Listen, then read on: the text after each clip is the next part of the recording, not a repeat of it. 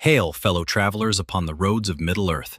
You know well that bittersweet ache which settles upon the heart when at last one closes the final pages of The Return of the King, when the ring is unmade, when Sauron falls into ruin, and when the gray ships depart from the havens beneath a fading sky.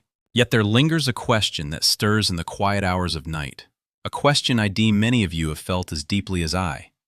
What truly befell the fellowship thereafter?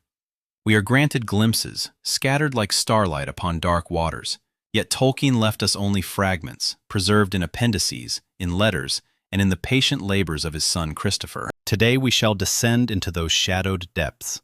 We shall speak not merely of dates and deeds, but of the choices that shaped the very future of Middle-earth, choices whose echoes reach back to the First Age and the Second, revealing the slow, inexorable fading of wonder from the world. This is no dry chronicle of facts. This is the living memory of how the Nine Walkers, having become legends, walked onward into the twilight of their age. Settle yourselves, therefore, for we are about to tread the roads that ever go on. Let us begin with a tale that ever moves my heart. Legolas and Gimli, an elf and a dwarf who set forth bearing between them the weight of ancient enmities stretching back through long ages of the world. Yet by the quest's end, they had forged a friendship deeper than any known between their kindreds.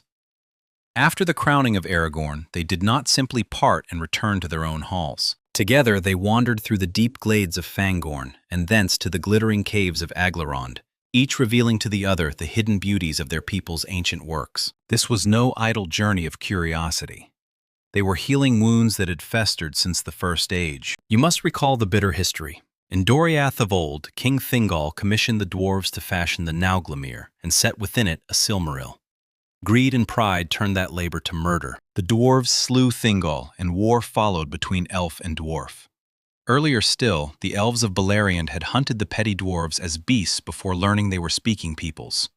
Thus the seed of mistrust was sown deep, passing from generation to generation. Even in the Third Age, Thranduil's imprisonment of Thorin's company sprang in part from that ancient shadow. Therefore, the friendship of Legolas and Gimli was not merely touching, it was a revolution of the spirit. Yet their story grew still more wondrous. After the war, both dwelt for a time in Ithilien, that fair land east of the Anduin which Aragorn granted to Faramir as his principality. Legolas brought elves from the woodland realm of Mirkwood, and together they labored to heal the scars left by Mordor's long shadow. Gimli brought dwarves from the Lonely Mountain, and they raised anew halls and works of stone. Elf and dwarf labored side by side, creating something new and beautiful where desolation had reigned. The appendices tell us that in those days Ithilien became one of the fairest regions of Gondor, and that beauty was born of their united toil. Yet even as they built, a shadow stirred within Legolas. It had first awakened far earlier upon the Anduin, when the company halted at Pelargir, and he heard for the first time the cry of the gulls. Tolkien records that when an elf hears the calling of the seabirds, there awakens in him an overwhelming longing for the sea, and beyond it for the undying lands of Valinor. This is the sea longing, and once it takes root, no elf may find true peace again in Middle-earth. Legolas felt its first stirrings then, yet he set it aside, for the quest was not yet fulfilled. After the ring's destruction, that longing grew ever stronger, like a tide that would not be denied. Still, he chose to remain. He stayed for the sake of his friendship with Gimli, and above all, for loyalty to Aragorn. In one of his letters, Tolkien speaks of how each member of the Fellowship embodied a different aspect of love and fidelity. Legolas embodied the loyalty of friendship that can transcend even the deepest spiritual calling. For 120 years, Legolas remained in Middle-earth. He labored in the Ithilien, he visited the Shire to see his hobbit friends, and he stood beside Aragorn as the reunited kingdom flourished. Always the sea longing called to him, yet he endured it for love and duty. Then came the 120th year of the Fourth Age. Aragorn had reached 210 years, the very age at which his ancestor Elros had chosen to lay down his life. The king called his son Eldarion to him, bade farewell to Arwen, and went to the house of the kings in Rathdinnen. There he laid himself upon his bed and willingly surrendered his life, as was the ancient gift of the Númenóreans, to choose the hour of their passing rather than await the slow decay of mortal flesh. When word reached Legolas that Aragorn had passed, something within him broke. The last anchor that had held him to Middle-earth was gone. In Ithilien he built a ship, not any ship, but a gray elven vessel fashioned with his own hands. And then he did what none had foreseen. He took Gimli with him. Gimli, son of Gloin, a dwarf, sailed into the west to Valinor. Let that truth settle deep within your heart. In all the long history of Arda, from the making of the world until that day, no dwarf had ever been granted passage to the Undying Lands. The Valar had summoned only the elves. Even when men were given Numenor as a blessed realm, the dwarves received no such gift. They were the children of Aule, and their fate after death remained a mystery even to the Valar. Yet Gimli sailed, and the tradition preserved in unfinished tales tells us it was because of Galadriel. Remember how, in Lothlorien, she asked each of the Fellowship what gift they most desired? Gimli asked for but a single strand of her hair, a gift she had refused even to Feanor in the ancient days. She gave him 3. That moment of grace, born of pure love and respect, moved the hearts of the Valar. Galadriel herself is said to have interceded for Gimli, and they permitted him to enter Valinor as the companion of an elf friend and a fellow bearer of the ring's burden.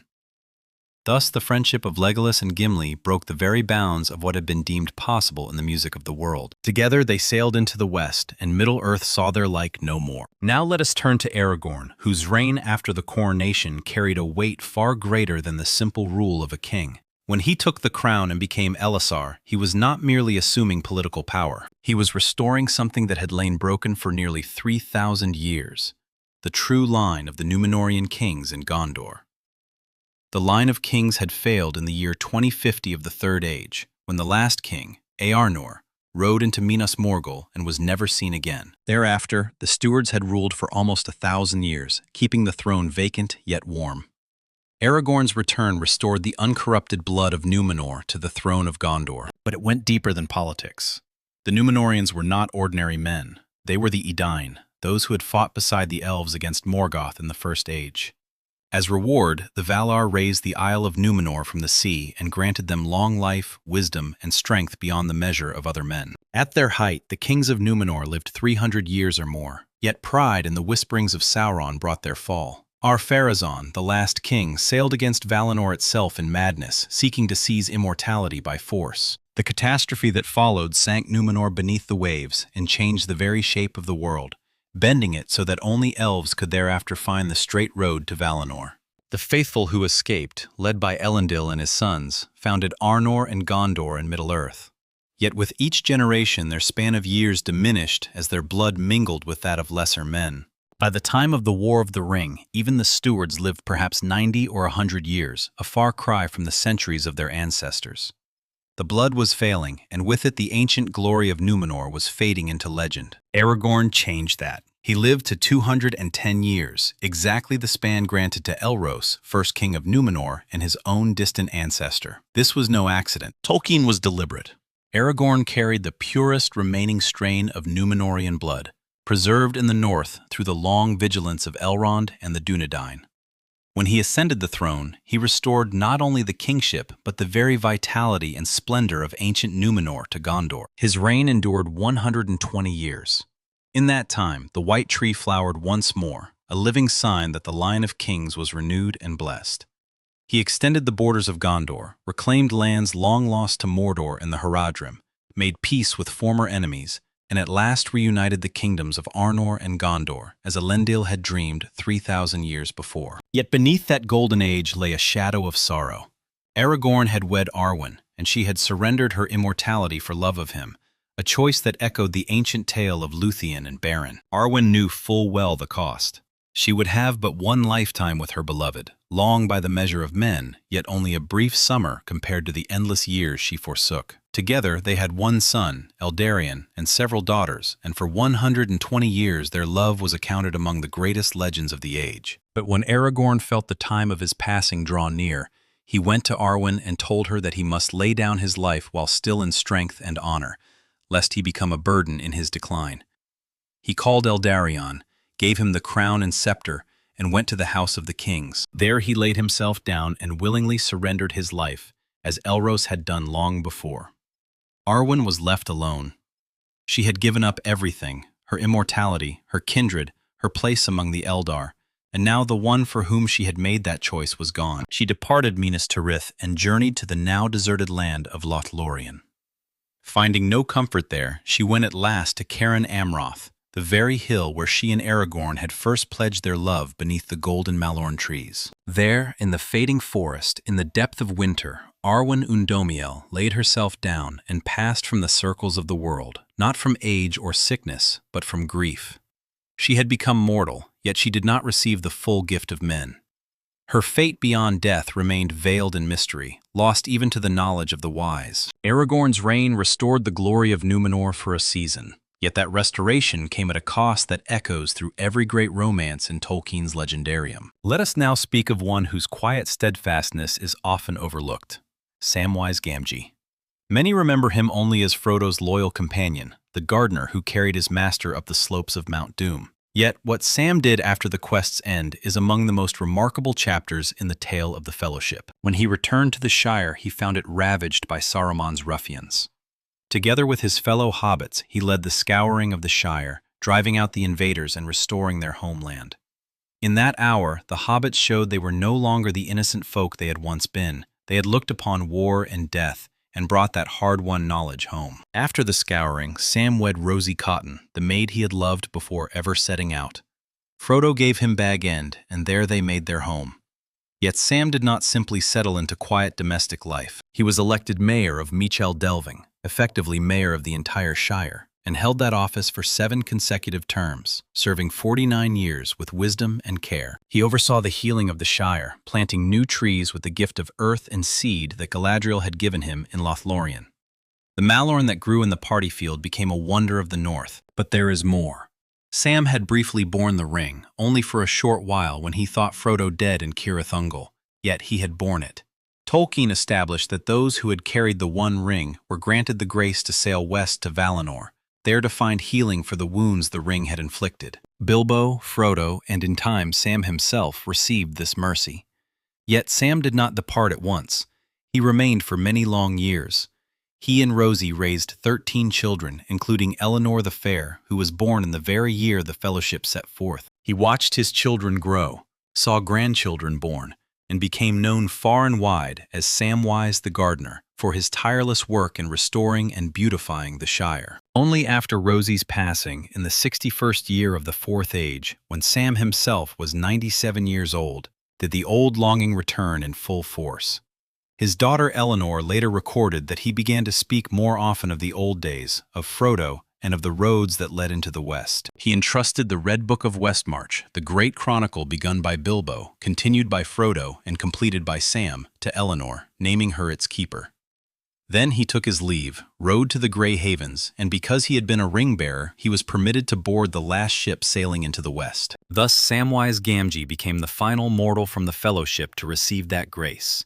He sailed in the year 61 of the Fourth Age, closing the last living link to the great events of the War of the Ring. Tradition holds that in Valinor he was reunited with Frodo, and there at last found the healing and peace that Middle-earth could not grant. Sam's long faithfulness, his labor in the Shire, and his final journey westward stand as a quiet testament that even the smallest and humblest may be granted grace beyond measure. Now we come to Meriadoc Brandybuck and Peregrine Took, Merry and Pippin.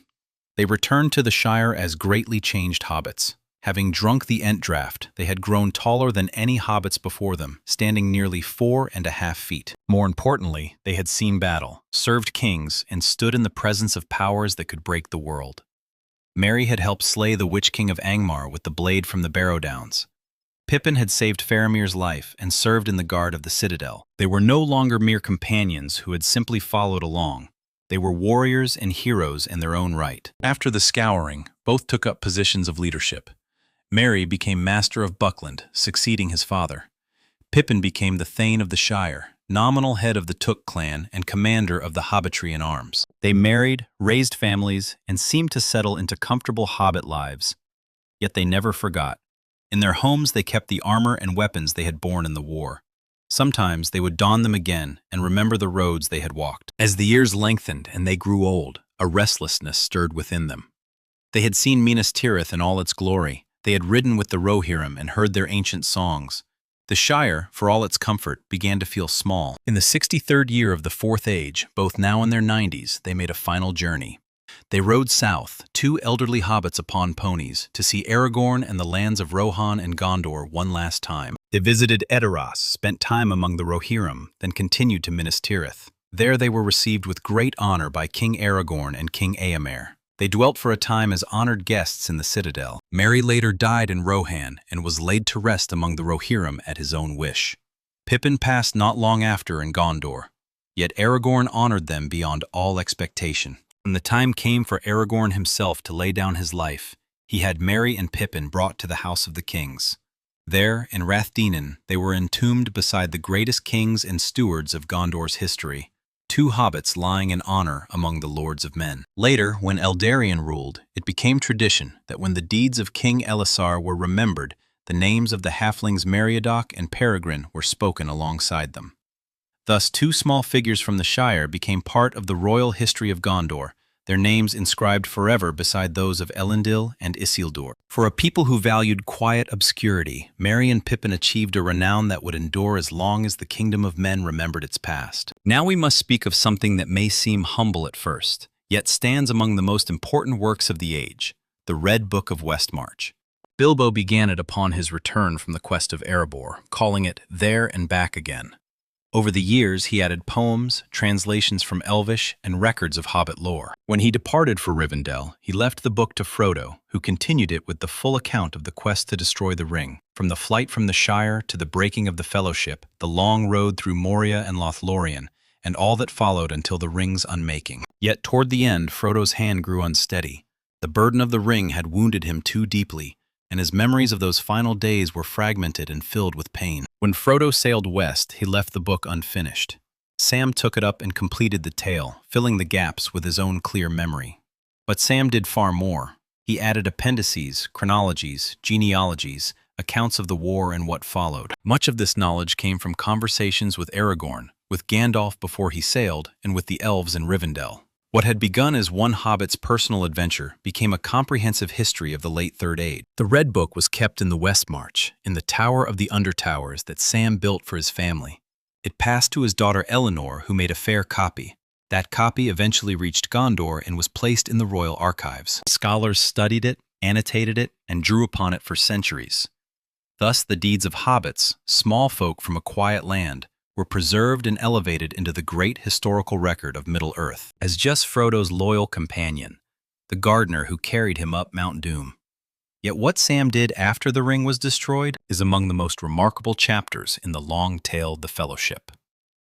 When Sam returned to the Shire, he found it scarred and corrupted by Saruman and his ruffians. Together with his fellow hobbits, he led the scouring of the Shire, driving out the invaders and restoring their beloved homeland. In that hour, the hobbits proved they were no longer the innocent folk of old. They had looked upon war and death, and they brought that hard-won wisdom home with them. After the scouring, Sam married Rosie Cotton, the maid he had loved long before the quest began. They made their home in Bag End, for Frodo had given the house to Sam before he sailed into the West. Yet Sam did not simply settle into quiet domestic life. He became one of the most honored hobbits in the history of the Shire. He was elected mayor of Michel Delving, in truth, mayor of the entire Shire, and he held that office for 7 consecutive terms, serving 49 years with wisdom, kindness, and steadfast care. He guided the Shire through its healing after the war and Saruman's occupation. He oversaw the planting of the new Malorn tree in the party field, grown from the seed that Galadriel had given him in Lothlorien. But there is more that makes Sam's story unique among all the members of the Fellowship. He too had been a ring-bearer, if only for a brief and terrible moment when he believed Frodo dead in the tunnels of Cirith Ungol. Tolkien established a merciful tradition. Those who had carried the One Ring were granted the grace to sail west to Valinor, there to find healing for wounds that Middle-earth could not mend. Bilbo, Frodo, and in time Sam himself received this gift, an exception born of compassion for the burden they had borne. Yet Sam did not sail at once. He remained for many long years. He and Rosie raised 13 children, among them Elenor the Fair, who was born in the very year the Fellowship set out from Rivendell. He watched his children grow, saw grandchildren born, and became known far and wide as Samwise the Gardener for his tireless work in restoring and beautifying the Shire. With the gift of Galadriel's earth from Lothlorien, the Shire entered a golden age of peace and plenty that endured throughout the Fourth Age. But when Rosie passed in the 61st year of the Fourth Age, when Sam himself was 97 years old, something within him stirred once more. The weight of all he had carried, the memories of Mordor, the loss of Frodo, the brief but terrible burden of the ring returned like an incoming tide. His daughter Eleanor later recorded that Sam began to speak more often of the old days, of the quest, and especially of Frodo. He would gaze westward with a longing she had never seen in his eyes before. Then one day he entrusted the Red Book of Westmarch, the great chronicle begun by Bilbo, continued by Frodo, and completed by Sam, to Eleanor, naming her its keeper. He told her the book should be passed down through their family. Then he said farewell, rode alone to the Grey Havens, and because he had been a ring-bearer, he was permitted to board the last ship sailing into the west. Thus Samwise Gamgee became the final mortal of the Fellowship to receive that grace. He sailed in the year 61 of the Fourth Age, closing forever the last living link to the great events of the War of the Ring. Tradition holds that in Valinor, he was at last reunited with Frodo, and there they found the healing and peace that Middle-earth could not give. Sam's long faithfulness, his labor in the Shire, and his final journey westward stand as a quiet yet profound testament. Even the smallest and humblest hearts may be granted grace beyond measure. Now we come to Meriadoc Brandybuck and Peregrine Took, Merry and Pippin. They returned to the Shire greatly changed. Having drunk the Ent draught, they had grown taller than any hobbits in living memory, standing nearly 4.5 feet. More importantly, they had seen battle, served kings, and stood in the presence of powers that could shake the world. Merry had helped slay the Witch King of Angmar with the blade from the Barrow Downs. Pippin had saved Faramir's life and served honorably in the guard of the citadel. They were no longer mere companions who had simply followed along. They had become warriors and heroes in their own right. After the scouring of the Shire, both took up positions of leadership. Merry became Master of Buckland, succeeding his father. Pippin became the Thane of the Shire, traditional leader of the Took clan. They married, raised families, and seemed to settle into comfortable hobbit lives. Yet they never forgot the wider world. In their homes they kept the armor and weapons they had borne in the war. Sometimes they would don them again and remember the roads they had walked together. As the years lengthened and they grew old, a quiet restlessness stirred within them. They had seen Minas Tirith in all its ancient glory. They had ridden with the Rohirrim and heard their mighty songs. The Shire, for all its comfort and peace, began to feel small. In the 63rd year of the Fourth Age, both now in their 90s, they made a final journey. 2 elderly hobbits upon ponies rode south to see Aragorn and the lands of Rohan and Gondor one last time. They visited Edoras, spent time among the Rohirrim, then continued on to Minas Tirith. There they were received with great honor by King Aragorn and King Éomer. They dwelt for a time as honored guests in the citadel. Merry later passed in Rohan and was laid to rest among the Rohirrim at his own wish. Pippin followed not long after in Gondor, yet Aragorn honored them far beyond expectation.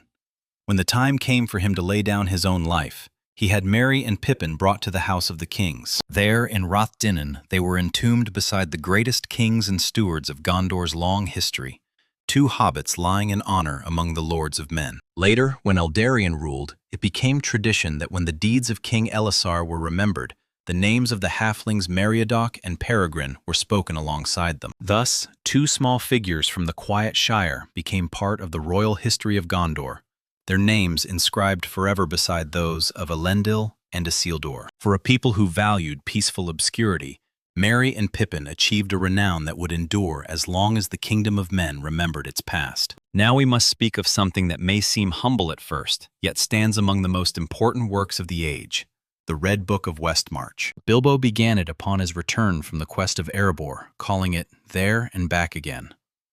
Over the years, he added poems, translations from Elvish, and records of Hobbit lore. When he departed for Rivendell, he left the book to Frodo, who continued it with the full account of the quest to destroy the ring, from the flight from the Shire to the breaking of the Fellowship, the long road through Moria and Lothlorien, and all that followed until the ring's unmaking. Yet toward the end, Frodo's hand grew unsteady.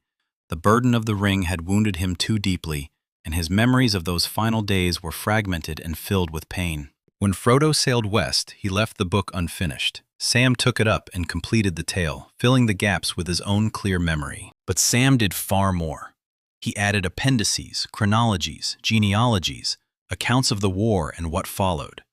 Much of this knowledge came from conversations with Aragorn, with Gandalf before he sailed, and with the elves in Rivendell. What had begun as one hobbit's personal adventure became a comprehensive history of the late Third Age. The Red Book was kept in the Westmarch, in the Tower of the Undertowers that Sam built for his family. It passed to his daughter Eleanor, who made a fair copy. That copy eventually reached Gondor and was placed in the royal archives. Scholars studied it, annotated it, and drew upon it for centuries. Thus the deeds of hobbits, small folk from a quiet land, were preserved and elevated into the great historical record of Middle-earth. Before the Red Book, most histories were recorded by elves in high and ancient tongues, or by the learned scribes of Gondor in formal prose. The Red Book was different. It was written in the plain, honest speech of the hobbits, straightforward, filled with living voices, personal reflections, and the thoughts of ordinary folk caught in the storm of great events. It ensured that the small and the overlooked would not be forgotten. Without it, future ages would have known only that a great war was fought and that a king returned. They would not have known of 4 hobbits from the Shire who changed the fate of the world.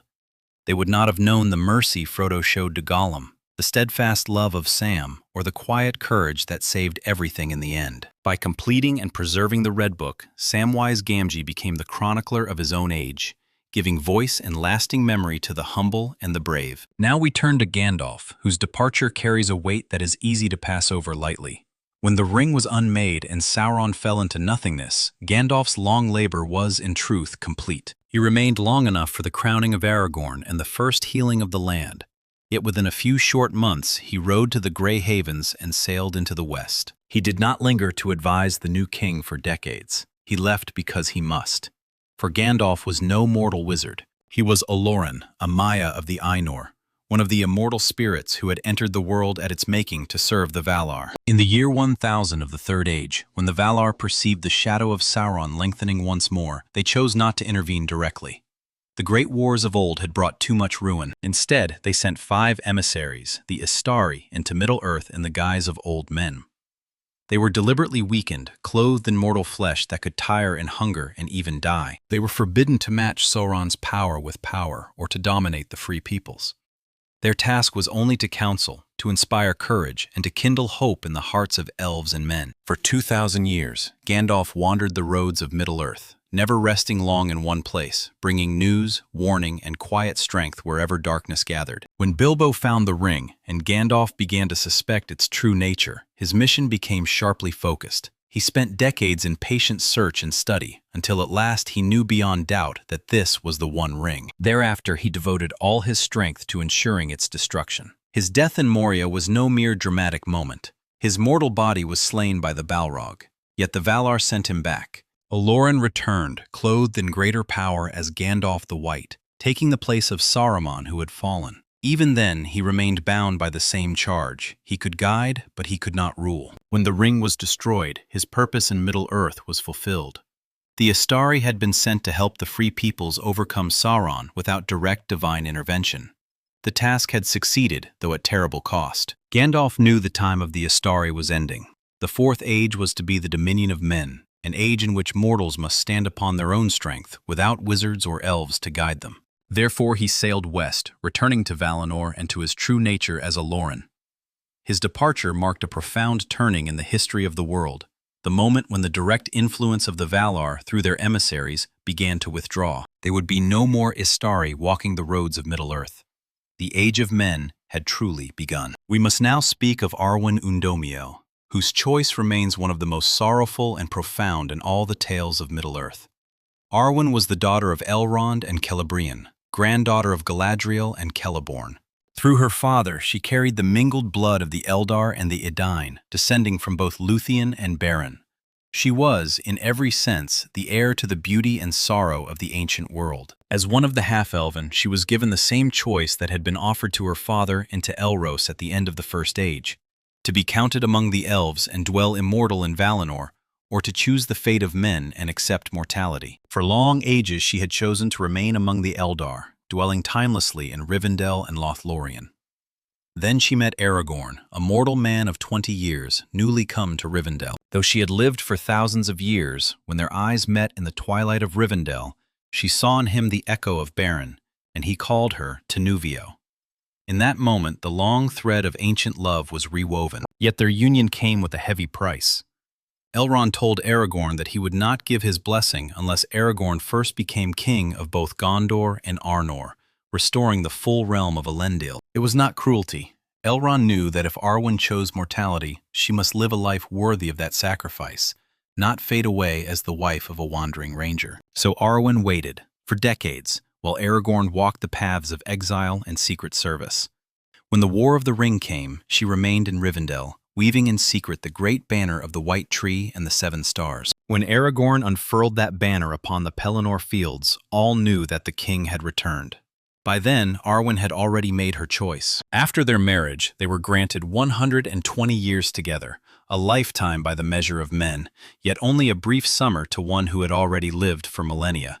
She treasured every moment, knowing it was all she would ever have. When Aragorn felt the time of his passing draw near, he went to her and said that he must lay down his life while still in strength and honor. He called Eldarion, gave him the crown, and went to the house of the kings. There he willingly surrendered his life. Arwen was left alone. She had given up her immortality, her kindred, and her place among the Eldar. And now the one for whom she had made that choice was gone. She journeyed to the now empty land of Lothlorien, seeking comfort, but found only silence. The golden Malorn trees stood, yet they were only trees. At last she came to Cairn Amroth, the hill where she and Aragorn had first pledged their love. The moment the ring was destroyed and Sauron fell, Gandalf's job was done. He stayed for the coronation of Aragorn, helped with the immediate aftermath, and then within months he rode to the Grey Havens and sailed west. He didn't linger. He didn't spend years helping rebuild or advising the new king. He left almost immediately, and this wasn't because he didn't care. It was because he had to. Gandalf wasn't a human wizard. He was a Loren, a Maya, one of the Ainur, who had entered the world at its creation to serve the Valar back in the Third Age around the year 1000. The Valar and the elves of Valinor became concerned about a growing darkness in Middle-earth. Sauron was returning to power, and they knew that direct intervention by the Valar themselves wasn't an option anymore. After the disaster of the War of Wrath that ended the First Age, when the Valar's armies destroyed Morgoth, but also broke Beleriand and sank it into the sea, they had become reluctant to act directly in Middle-earth. The collateral damage was too great. So instead, they sent the Astari, the wizards, 5 Maiar, were chosen and sent to Middle-earth, in the form of old men. They were deliberately weakened, put into mortal bodies that could grow tired and hungry and even die. They were forbidden from matching Sauron's power directly or from dominating the free peoples. Their job was to advise, to inspire, to kindle courage in the hearts of elves and men, and all free peoples to resist the darkness.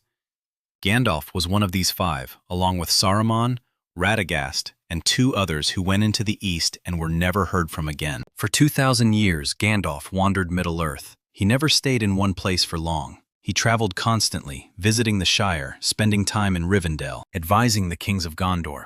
Even venturing into the east and south, he became known as Gandalf the Grey, the wandering pilgrim who brought news and hope. When Bilbo found the ring and Gandalf began to suspect its true nature, his mission became focused.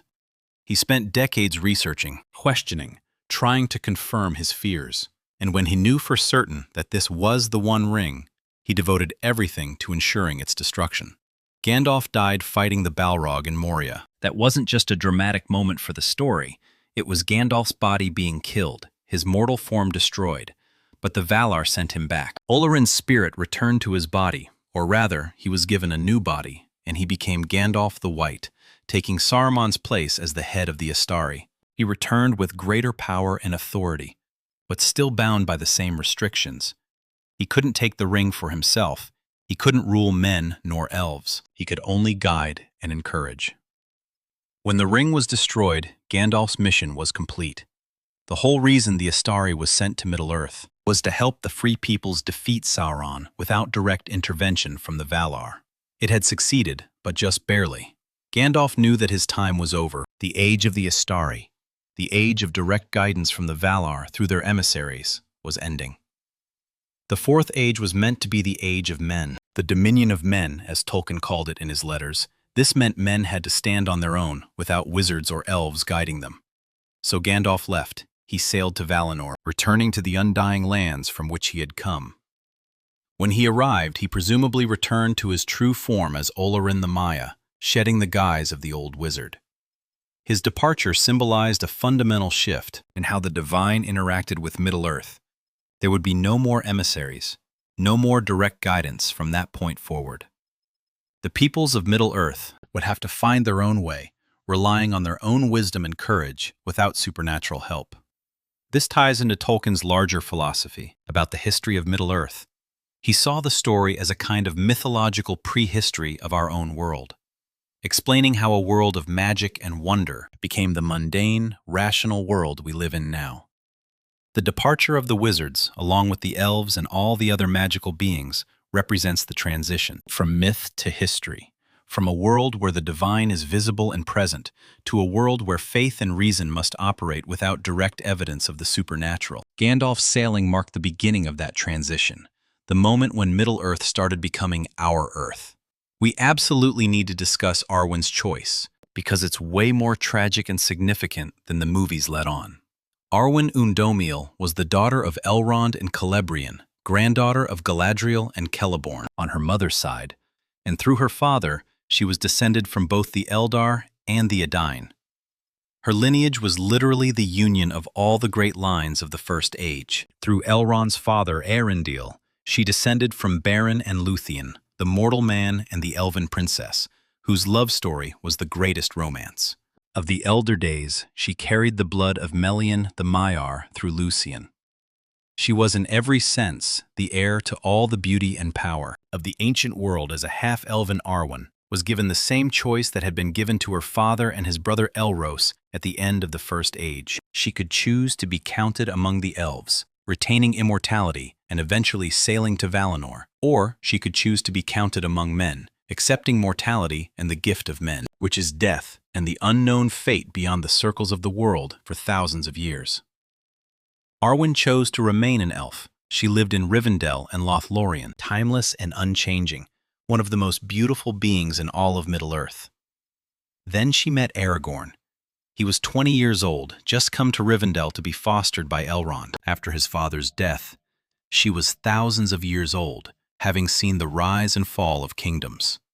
But when they met in the twilight in Rivendell, something changed. Tolkien writes that Aragorn thought he saw Lucien herself, and he called her Tinuviel, the name Beren had given to Lucien when he first saw her dancing in the forest. That moment connected them across thousands of years to that original love story, and Aragorn knew immediately what was happening. They didn't get together right away. Years passed. Aragorn went out into the world, serving in the armies of Rohan and Gondor in disguise, leading the Rangers, hunting Gollum.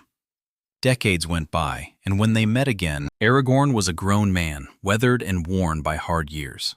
They pledged their love on Cairn Amroth in Lothlorien, the same place where Arwen would eventually die. But there was a condition.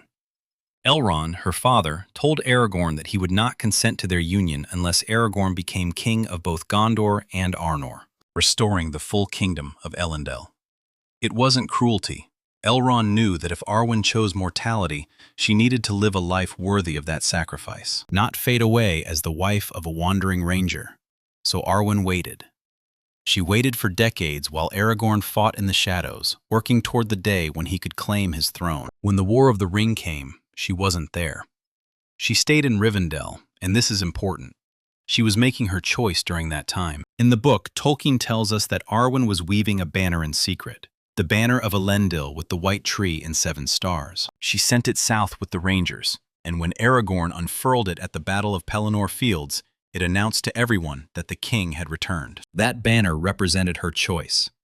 She was already committed to mortality by the time Aragorn took the throne. After their marriage, they had 120 years together. For Arwen, this was nothing. She had lived for thousands of years. These 120 years, this entire lifetime with Aragorn, was like a brief summer compared to the ages she had already experienced. But she treasured every moment because she knew it was all she would have. When Aragorn approached his 210th year, he knew his time was coming. The gift of the Númenóreans was that they could choose their death, surrendering life willingly rather than being taken by disease or decrepitude. In the year 120 of the Fourth Age, Aragorn went to Arwen and told her that the time had come. She begged him to stay longer, but he explained that if he waited, he would begin to decline, becoming a burden rather than a king. He called Eldarion, gave him the crown and the scepter, and then went to the House of Kings. There he laid himself down and gave up his life peacefully and with dignity, exactly as Elros had done millennia before. Arwen was left alone. She had given up everything, her immortality, her family, her place among the elves, all for this love, and now it was over. She left Minas Tirith and traveled to Lothlorien, but the land was empty. Galadriel and Celeborn were gone, and the elves had all sailed west. She went to Kar in Amroth, the place where she and Aragorn had first pledged their love to each other. There on that hill in the fading golden forest, Arwen Undomiel lay down and died of grief. Her choice meant that she didn't go to Valinor, and she didn't receive the gift of men either. She simply faded, and her fate beyond death became unknown, lost in the mystery that separates the children of Iluvatar. Aragorn's reign restored Numenor's glory, but it came at a cost that echoes through every romance in Tolkien's world. Let's shift to someone who doesn't get nearly enough attention, Samwise Gamgee. Most people think of Sam as just Frodo's loyal companion, the gardener who carried him up Mount Doom and made sure the quest succeeded. But what Sam did after the ring was destroyed is actually one of the most remarkable stories in the entire Fellowship. When Sam returned to the Shire, he found it corrupted by Saruman and his ruffians. He and the other hobbits led the rebellion, drove out the invaders, and restored their homeland. That's the scouring of the Shire, and it showed that hobbits had changed. They weren't innocent anymore. They had seen war and death, and they brought that knowledge home. After the scouring, Sam married Rosie Cotton, the girl he'd loved since before the quest. They settled into Bag End because Frodo gave the house to Sam before sailing west. But Sam didn't just settle into quiet domesticity. He became one of the most important hobbits in history. He was elected mayor of Michel Delving, which was basically the mayor of the entire Shire, and he held that position for 7 consecutive terms. That's 49 years of service. Sam guided the Shire through its recovery from the war and Saruman's occupation, and he oversaw the planting of the Malin tree in the party field, grown from the seed Galadriel had given him in Lothlorien. But here's what makes Sam's story unique. He was a ring-bearer. Sure, he only carried the ring for a short time when he thought Frodo was dead in Cirith Ungol, but he bore it nonetheless. And Tolkien established a tradition that ring-bearers, those who had carried the One Ring, were permitted to sail to Valinor to find healing from the wounds they had suffered. Bilbo, Frodo, and eventually Sam all had this privilege extended to them. It was an exception to the normal rules, a recognition that the ring had damaged them in ways that Middle-earth couldn't heal. The thing is, Sam didn't leave right away. He stayed for decades. He raised 13 children with Rosie, including Eleanor the Fair, who was born in the year the Fellowship set out. He watched his children grow up, have children of their own, and he became a grandfather many times over. He continued serving as mayor, being known as Sam Gardener because of his work replanting and beautifying the Shire. With the gift of Galadriel's earth from Lothlorien, the Shire flourished under his care, entering a golden age of peace and prosperity that lasted throughout the Fourth Age. But Rosie died in the year 61 of the Fourth Age. Sam was 97 years old, which was old even by Hobbit standards. After her death, something changed in him. The weight of everything he had carried, the memories of Mordor, the loss of Frodo, the burden of having borne the ring, even briefly, it all came rushing back. His daughter. Eleanor later wrote in documents that Christopher Tolkien compiled in the Peoples of Middle-earth that Sam began speaking more often of the old days, of the quest and especially of Frodo. He would look westward with a longing in his eyes that she had never seen before. Then one day, of the quest and especially of Frodo, he would look westward with a longing in his eyes that she had never seen before. Then one day, Sam gave the Red Book of West March to Eleanor. This was the book that Bilbo had started, Frodo had continued, and Sam himself had finished and expanded. It contained the entire history of the quest, the War of the Ring, and the genealogies and stories of the Shire. He told Eleanor that she was now the keeper of the book, and that it should be passed down through their family. Then he told her he was going on a journey. He rode to the Grey Havens, and because he had been a ring-bearer, he was permitted to board the last ship to Valinor. Sam sailed west in the year 61 of the Fourth Age, making him the very last person from Middle-earth to be granted this grace. He had outlived everyone. Gandalf was long gone. Elrond, Galadriel, and all the great elves had sailed. Aragorn was dead. Legolas and Gimli had departed. Merry and Pippin would eventually pass. In Gondor, Sam was the final living connection to the War of the Ring, and when he sailed, he closed the door on that entire age.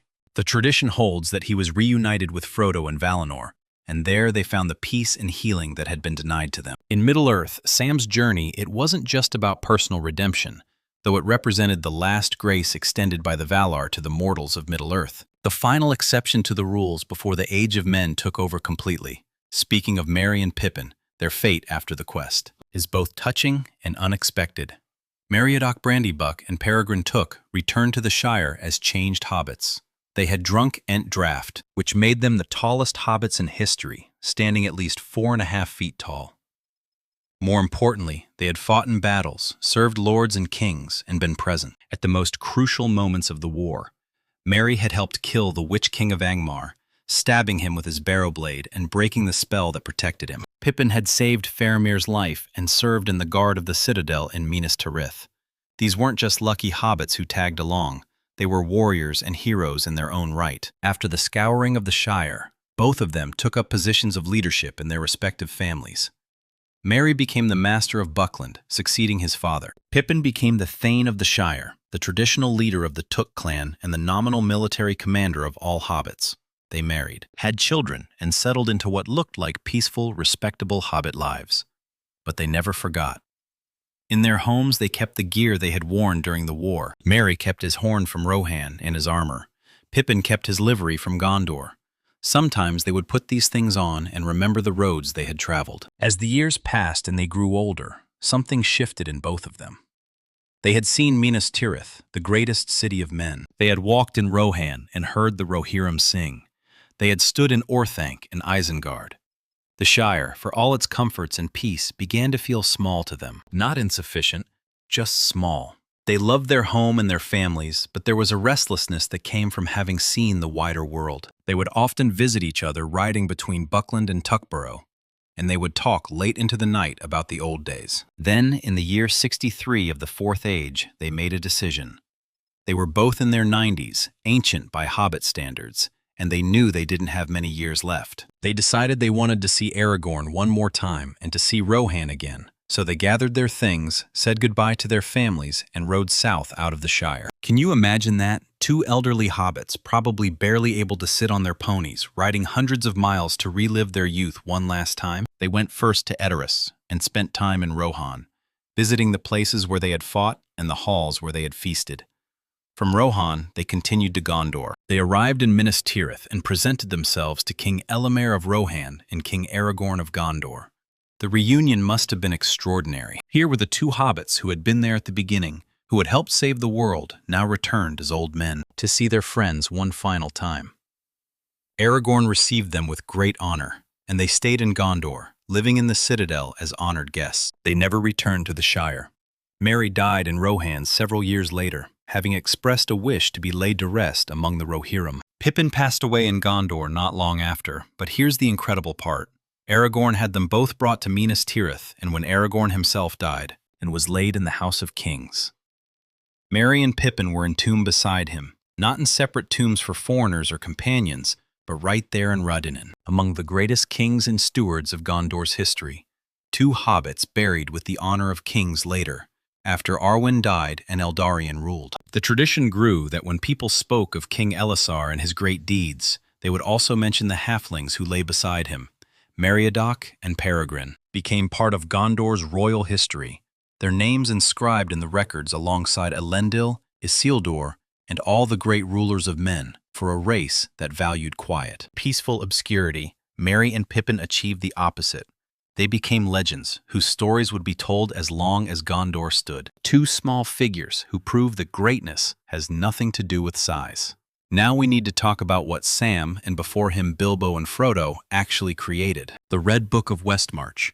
This might not sound exciting at first, but stay with me, because this is actually one of the most important artifacts in all of Middle-earth's history.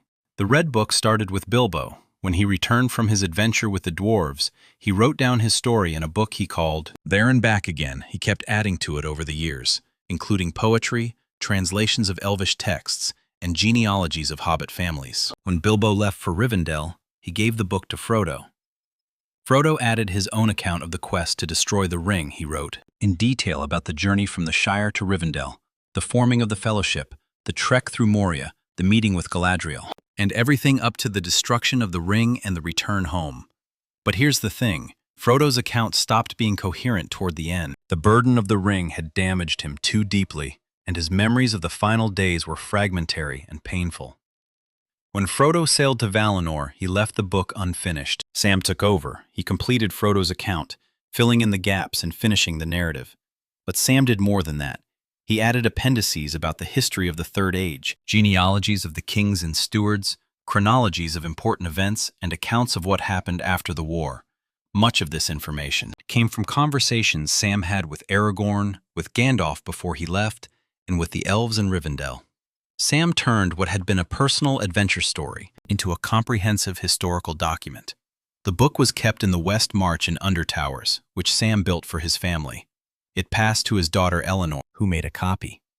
That copy was brought to Gondor and presented to King Eldarin, becoming part of the royal archives. Over time, more copies were made. Scholars in Minas Tirith studied it, added annotations, and referenced it in their own works. The Red Book became the primary source for everything we know about the War of the Ring and the events of the late Third Age. Think about the significance of this. Before the Red Book, most history in Middle-earth was recorded by elves, or by the learned men of Gondor. These were formal, often poetic accounts written in high languages like Sindarin or Quenya or Westron. The Red Book was different. It was written in Hobbitish in a plain, straightforward style that anyone could understand. It contained actual dialogue, personal reflections, and the perspectives of ordinary people caught up in extraordinary events. It democratized history in a way. But more than that, the Red Book preserved information that would have been lost. So much of what we know about Gandalf, about the Astari, about the true nature of the ring and Sauron's plans comes from this book. Without it, future generations would have had only fragments. They might have known that a great war was fought and that the king returned, but they wouldn't have known about 4 hobbits from the Shire who changed everything. They wouldn't have known about the sacrifice of Boromir, the loyalty of Sam, or the mercy Frodo showed to Gollum, that ultimately saved the quest. The Red Book of Westmarch ensured that hobbits became part of the historical record of Middle-earth. It elevated them from obscure, forgotten people to central figures in the greatest events of the age. And here's the metatextual brilliance of Tolkien's conceit. He presents The Lord of the Rings as a translation of the Red Book, suggesting that everything we're reading is actually this historical document, preserved across ages. Sam, by completing and maintaining that book, became the chronicler of his own age, giving voice to the small and overlooked. In a world that usually only remembered kings and wizards, let's talk about Gandalf, because his departure from Middle-earth is loaded with meaning that's easy to miss. The moment the ring was destroyed and Sauron fell, Gandalf's job was done. He stayed for the coronation of Aragorn, helped with the immediate aftermath, and then within months, he rode to the Grey Havens and sailed west. He didn't linger, he didn't spend years helping rebuild or advising the new king. He left almost immediately. And this wasn't because he didn't care, it was because he had to. Gandalf wasn't a human wizard, he was a Loren, a Maya, one of the Ainur, who had entered the world at its creation to serve the Valar back in the Third Age. Around the year 1000, the Valar and the elves of Valinor became concerned about a growing darkness in Middle-earth. Sauron was returning to power, and they knew that direct intervention by the Valar themselves wasn't an option anymore.